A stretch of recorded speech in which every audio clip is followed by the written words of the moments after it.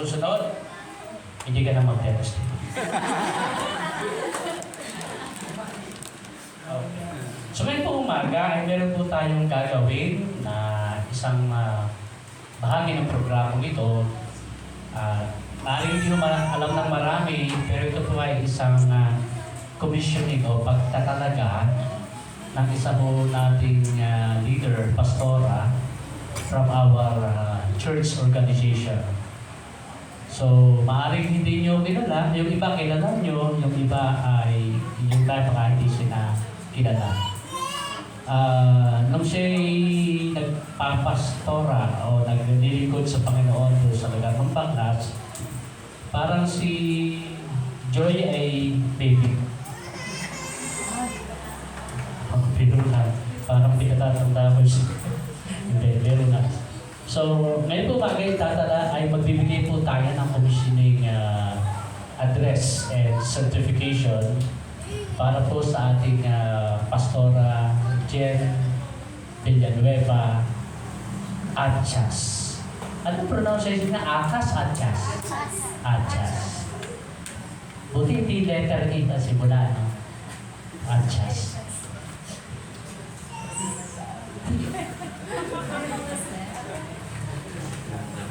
Apelido po yun ni Brother Noel, ang kanyang kabiyak, kanyang minamahal na asawa. Para po sa lahat na narito na bago sa aking paningin, hindi ko kilala. Hindi ko alam po kung kilala niyo. Pero sa mga hindi po nakakilala, ako po si Pastor Miller Reyes. Kasalukuyan pong overseer ng YKLCCI. At nais ko rin po i-acknowledge sa presence ng ating dating overseer, si Pastor Toto Villanueva. Siya po'y nasa likod. And he is the former pastor of this congregation. Para lubutin sa hindi nakakaalam. Pero sa nakakaalam na, kayo nang bahala. Okay. So ngayon po umaga ay ating pong tawagin sa ating kalagitnaan ang ating Pastora Jen. Palakpakan po natin siya. Though na hindi po natin siya malimit, nakakasama, nakikita sa lugar ng Batangas, siya po ay patuloy na naglilingkod sa Panginoon in a body ministry sa lugar po ng Dasmariñas. Siya po ngayon ay mayora ng mayora. Siya po ay, anong position mo nga sa body ministry? Secretary ng isang body ministry sa Dasmariñas, Cavite. Jesus Reigns. Okay. Buong Pilipinas siya, Jesus Reigns. Cavite. So, yun po ang kanyang ministry ngayon. At para po sa kalaman ng lahat, siya po ay matagal na naglingkod sa ating Diyos doon po sa lugar ng Kalaka, Banglas. Siya po ay doon na nagdalaga, hindi ako nagkakamali, tama. Anong edad ka na pupunta doon? 10 years old siya sa Banglas. Doon siya mag-umpisa doon ay parang teenager. Anong edad ka doon? Teenager. Siya po ay naka 10 years old, solid na 10 years, and pinagpapasalamat sa Panginoon sapagkat yung pong klase ng ganong paglilingkod ay talagang hinahangaan natin at karapat-dapat lang na sa harapan ng ating Diyos ay honor natin ang ganong paglilingkod sa Panginoon. Pwede po ba natin palakpakan si Lord sa buhay po ni Pastor Jerry Arsas? Praise God.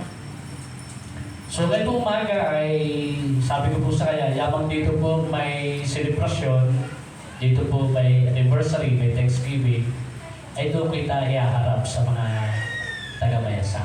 Okay? At siya naman po ay pumayag. At the same time, dahil dito po may pagkain mamaya, kaya dito ko i-encourage na ikaw ay dito para double celebration tayo. Okay? So, sino may kakilala sa kanya? Nasa kamay. So, halos 1/3 lang. Kasi hindi ko siya dito nag-stay. So, sa kabila po nating church sa Banglas.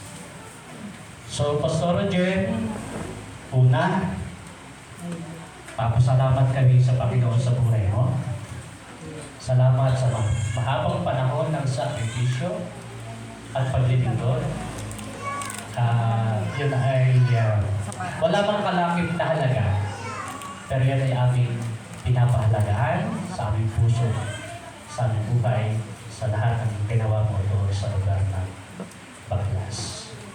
And we honor God sa buhay mo at sa buhay ng iyong pamilya na talagang ipinahiram ka na para sa gawain ng paglilingkod at karapat-dapat kang tumanggap ng mga pagpapala ng Diyos sa iba't ibang kapamaraan.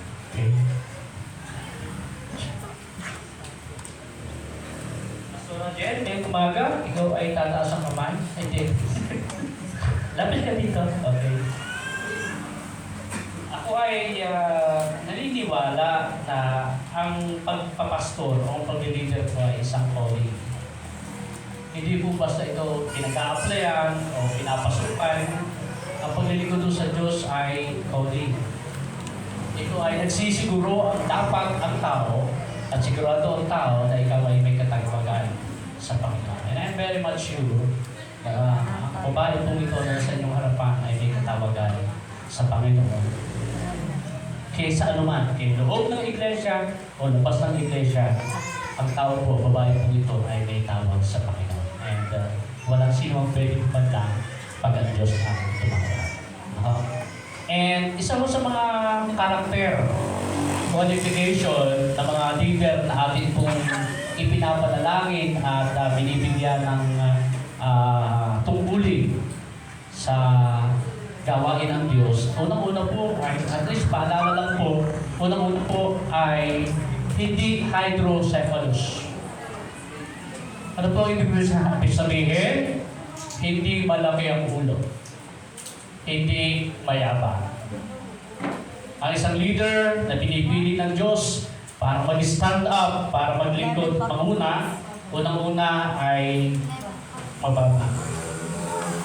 Kagaya ni Isaiah, bago niya tugunin ang paglilingkod, dati mayabang siya eh. Maangas magsalita, sa salitang Batangas yung Bargas, ang bibig. Isaiah. Pero nang mabit ng tawagin na siya ng